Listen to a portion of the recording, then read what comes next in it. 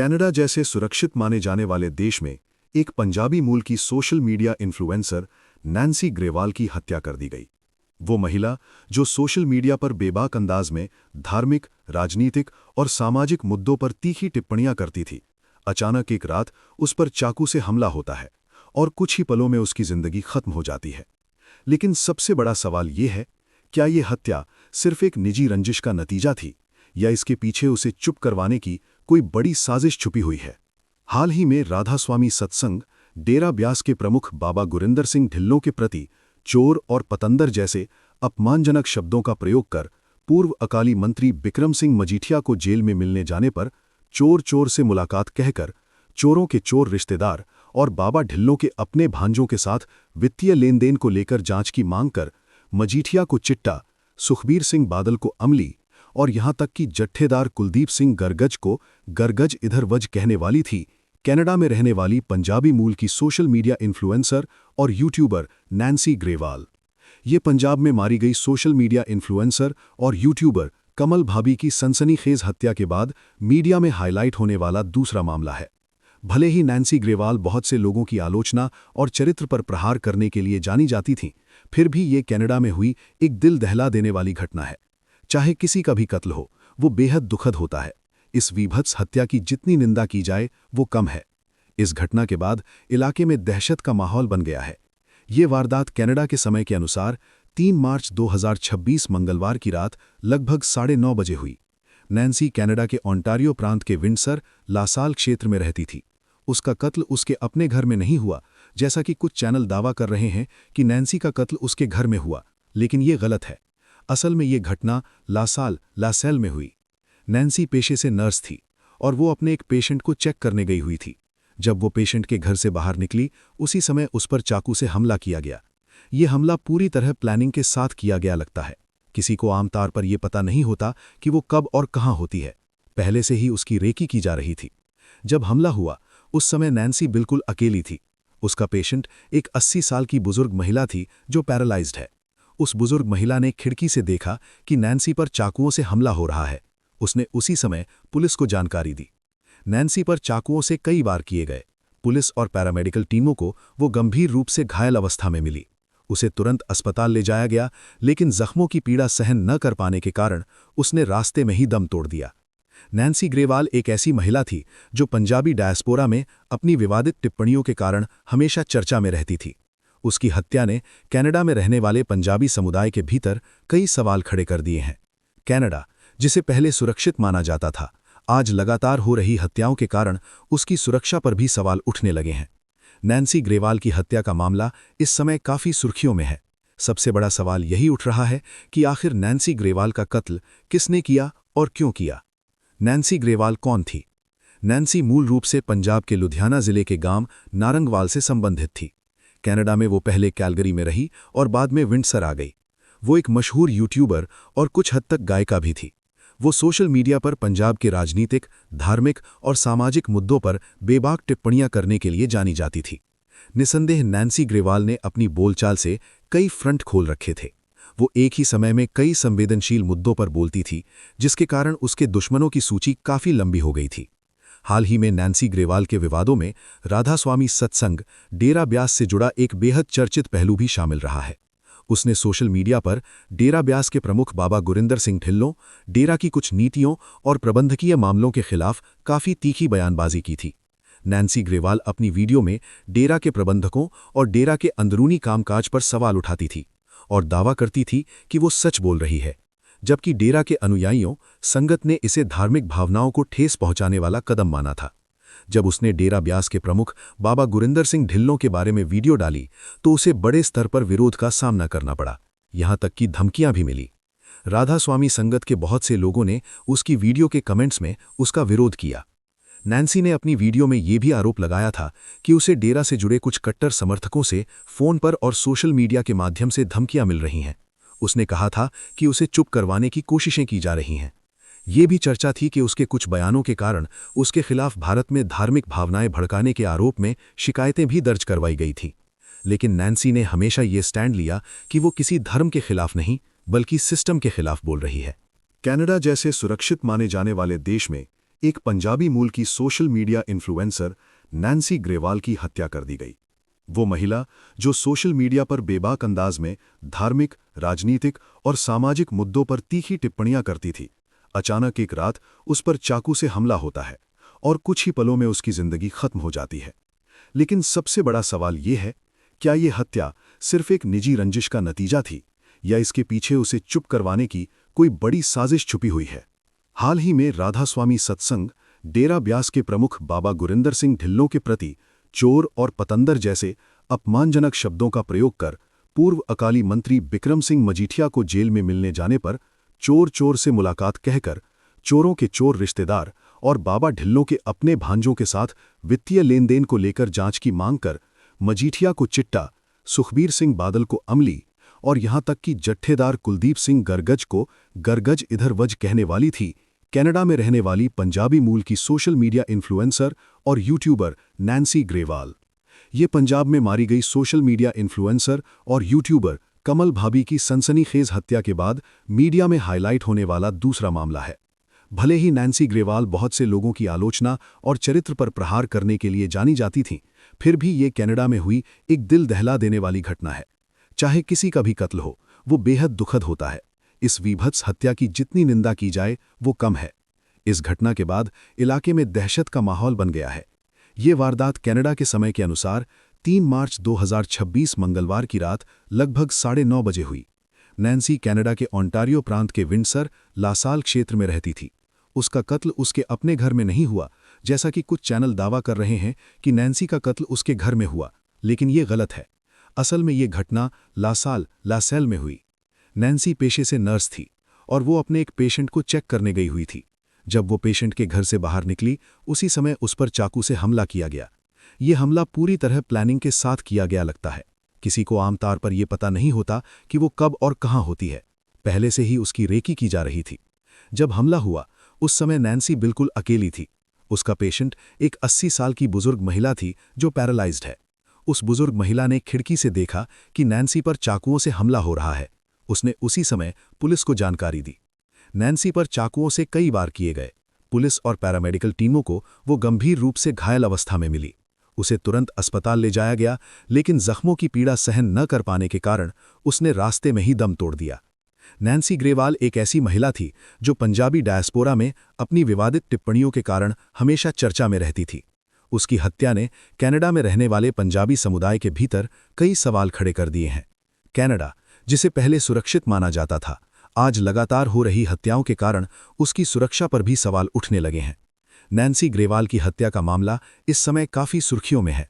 सबसे बड़ा सवाल यही उठ रहा है कि आखिर नैन्सी ग्रेवाल का कत्ल किसने किया और क्यों किया।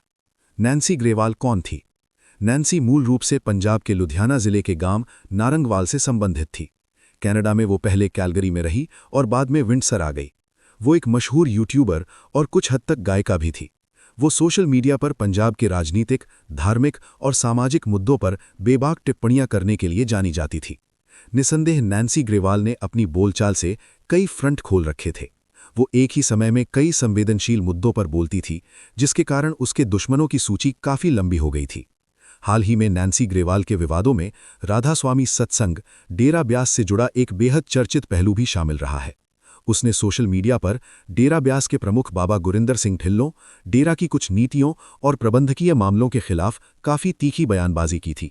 नैन्सी ग्रेवाल अपनी वीडियो में डेरा के प्रबंधकों और डेरा के अंदरूनी कामकाज पर सवाल उठाती थी और दावा करती थी कि वो सच बोल रही है, जबकि डेरा के अनुयायियों, संगत ने इसे धार्मिक भावनाओं को ठेस पहुंचाने वाला कदम माना था।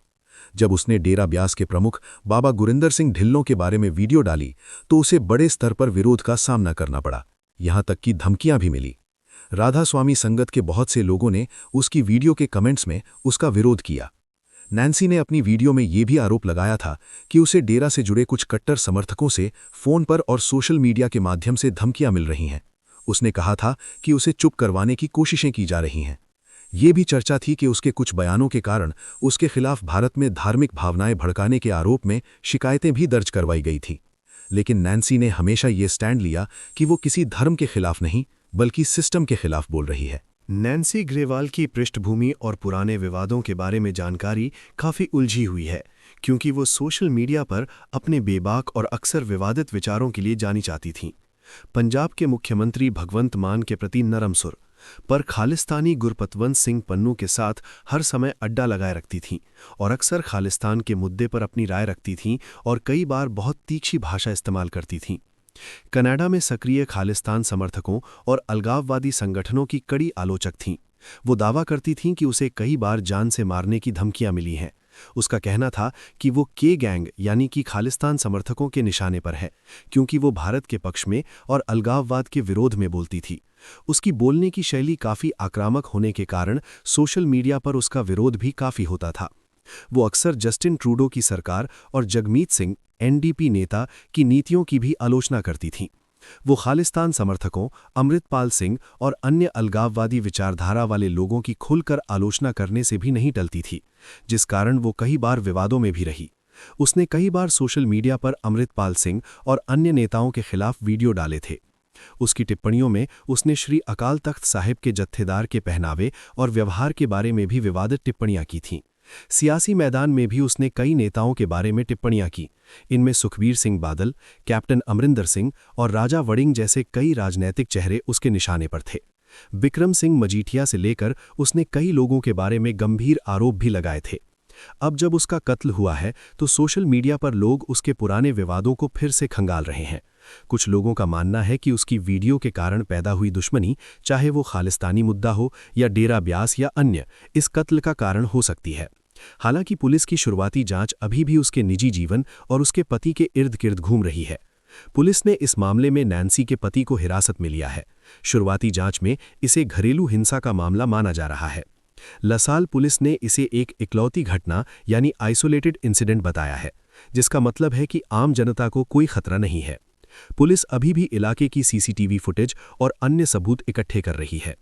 पुलिस इसे निजी या घरेलू रंजिश से जोड़कर देख रही है। वहीं कुछ लोग इसकी वीडियो और विचारधारा के कारण इसे किसी साजिश का हिस्सा मान रहे हैं। फिलहाल पुलिस की अंतिम रिपोर्ट और अदालत की कार्रवाई का इंतजार किया जा रहा है। नैन्सी ग्रेवाल के निजी जीवन में भी उतार चढ़ाव रहे थे। उसकी शादी हुई थी, लेकिन उसके अपने पति के साथ संबंध तनावपूर्ण थे। हालांकि उसकी विचारधारा के कारण बाहरी दुश्मनी की आशंकाएं जताई जा रही थीं, लेकिन ताज़ा जांच में पुलिस द्वारा उसके पति को गिरफ्तार किया जाना ये संकेत देता है कि कत्ल का कारण राजनैतिक होने के बजाय निजी या घरेलू कलह भी हो सकता है। सोशल मीडिया पर बेबाकी से कई लोगों पर तीखे शब्दों में हमले करने वाली नैन्सी ग्रेवाल की वीडियो अक्सर वायरल होती रहती थीं। अब जब उसका कनाडा में कत्ल हो गया है तो ये सवाल भी उठ रहा है कि जिन लोगों के बारे में वो तीखी टिप्पणियां करती थीं, क्या उनमें से किसी ने ये कत्ल करवाया हो सकता है? अब जब उसका कत्ल हुआ है तो कई तरह के अनुमान लगाए जा रहे हैं। कुछ लोग कह रहे हैं कि जिन लोगों के खिलाफ वो बोलती थी उनमें से किसी ने ये साजिश करवाई हो सकती है। हालांकि ये सिर्फ अटकलें हैं। जब तक जांच पूरी नहीं होती, सच्चाई सामने नहीं आ सकती। जांच के बाद ही पता चलेगा कि इस कत्ल के पीछे असली साजिश और कारण क्या था। नैन्सी ग्रेवाल उर्फ अनीता अग्निहोत्री का पृष्ठभूमि क्या है? वो कहाँ पैदा हुई, कहाँ पढ़ाई की और कनाडा कब गई? आम आदमी पार्टी से वो कब जुड़ी और किन किन धार्मिक और राजनीतिक चेहरों के बारे में उसने सोशल मीडिया पर विवादित टिप्पणियां की? दरअसल नैन्सी ग्रेवाल सोशल मीडिया पर काफ़ी चर्चित चेहरा बन गई थी। इसका एक बड़ा कारण ये था कि वो कई मशहूर धार्मिक और राजनीतिक हस्तियों के बारे में तीखी और कई बार विवादित टिप्पणियां करती थी। इस मामले में कनाडा की स्थानीय पुलिस ने जांच शुरू कर दी है। इसके साथ ही नैन्सी ग्रेवाल उर्फ अनीता अग्निहोत्री की माता शिंदरपाल कौर का भी एक अहम बयान सामने आया है। उन्होंने कुछ दावे किए हैं और 3 व्यक्तियों के नाम लेते हुए उन पर आरोप लगाए हैं। वो 3 नाम कौन से हैं, इस बारे में भी बात करेंगे। 3 मार्च 2024 को उसके कत्ल की खबर अचानक सामने आई। दरअसल उसकी माता और बहन लगातार उससे फ़ोन पर संपर्क करने की कोशिश कर रही थीं, लेकिन फ़ोन नहीं उठाया जा रहा था। मुंबई में रहने वाली उसकी बहन ने कनाडा पुलिस से संपर्क किया और आखिरकार ये पता चला कि नैन्सी ग्रेवाल नाम की एक महिला का कनाडा में कत्ल हो गया है। नैन्सी ग्रेवाल उसका सोशल मीडिया वाला नाम है। उसके मुताबिक उसके पिता ग्रेवाल परिवार से संबंध रखते थे और उसके ननिहाल का संबंध मांगट परिवार से था। वो अपने आप को बॉम्बे यानी कि मुंबई की रहने वाली भी बताती थी। हालांकि सोशल मीडिया पर उसके बारे में कई अलग अलग दावे किए जा रहे हैं। कोई उसे नैन्सी अग्निहोत्री कह रहा है, कोई सुनीता अग्निहोत्री बता रहा है। इसलिए ये स्पष्ट नहीं है कि उसकी असली पहचान क्या थी। वो अपने आप को एक आज़ाद मिजाज की औरत बताती थी। उसका कहना था कि उसके पिता ने भी उससे कहा था कि जिंदगी में आज़ादी होनी चाहिए। नैन्सी का अपने पति के साथ कोई बड़ा झगड़ा नहीं हुआ था। दोनों आपसी सहमति से अलग हो गए थे। उसने कहा था कि कई बार गैस स्टेशन पर मिलने पर सिर्फ हेलो हेलो हो जाती थी। नैन्सी ग्रेवाल के मुताबिक उसका पति पैसों को लेकर काफी कंजूस और लालची था और चाहता था कि उसकी कमाई भी उसके बैंक खाते में जाए। इसी बात पर दोनों के बीच असहमति हुई और फिर दोनों अलग हो गए। नैन्सी की जिंदगी सहज नहीं थी। उसने जीने के लिए डांस किया, फिल्मों में काम किया और एक्टिंग भी की। उसकी बोलने की शैली और आत्मविश्वास के कारण वो एक्टिंग में भी काफी सक्रिय रही। नैन्सी ग्रेवाल 2015 तक पंजाब में अलग अलग धार्मिक, सामाजिक और सांस्कृतिक कार्यक्रमों में स्टेज होस्ट के रूप में काम करती रहीं। उसके कई कार्यक्रम कपूरथला, जालंधर और होशियारपुर जिलों में होने का भी जिक्र मिलता है। यानी कि दोआबा क्षेत्र में उसकी स्टेज होस्टिंग की काफी सक्रियता रही। इसके बाद 2015 में वो आम आदमी पार्टी से भी जुड़ी और पार्टी के पक्ष में प्रचार किया। कुछ समय बाद वो कनाडा चली गईं। वहां उसने नर्सिंग के क्षेत्र में पढ़ाई जारी रखी और बाद में नर्स के रूप में काम करना शुरू कर दिया। इसके साथ ही वो सोशल मीडिया पर भी काफी सक्रिय रहीं और अलग अलग राजनीतिक और सामाजिक मुद्दों पर अपनी राय रखती रहीं। नैन्सी ग्रेवाल के कत्ल मामले में कनाडा की लसाल पुलिस जांच कर रही है। फिलहाल पुलिस ने आधिकारिक तौर पर किसी व्यक्ति का नाम सार्वजनिक नहीं किया है, लेकिन जांच से जुड़े कुछ अहम पहलू सामने आए हैं। पुलिस इसे एक इकलौती घटना मानती है। पुलिस चीफ माइकल पियर्स ने बयान दिया है कि ये एक सोची समझी और निजी घटना प्रतीत होती है, जिससे आम जनता को कोई खतरा नहीं है। पुलिस ने टॉड लेन स्थित 2 घरों और पास के जंगल वाले इलाके को सील कर दिया है। फॉरेंसिक टीमें सीसीटीवी फुटेज और मौके से मिले सबूतों की जांच कर रही हैं। हालांकि सोशल मीडिया और कुछ मीडिया रिपोर्ट्स में पति की गिरफ्तारी की बातें चल रही हैं, लेकिन पुलिस ने अभी तक आधिकारिक तौर पर किसी पर कत्ल के आरोप चार्जेस तय करने की पुष्टि नहीं की है। मेरे अनुसार नैन्सी ग्रेवाल की हत्या के पीछे असली कारण क्या हो सकता है? आपकी क्या राय है? क्या नैन्सी ग्रेवाल की हत्या एक निजी विवाद का नतीजा है, या फिर उसके बेबाक बयानों और सोशल मीडिया वीडियो की वजह से किसी बड़ी साजिश का हिस्सा हो सकती है? 1. निजी विवाद। 2. विचारधारात्मक टकराव। 3. कोई बड़ी साजिश। अपनी राय कमेंट में जरूर लिखें। नीचे कमेंट में बताइए आपके अनुसार असली कारण क्या हो सकता है। वीडियो को लाइक, शेयर और चैनल सब्सक्राइब करना ना भूलें, ताकि ऐसे ही विश्लेषणात्मक वीडियो आप तक पहुंचते रहें।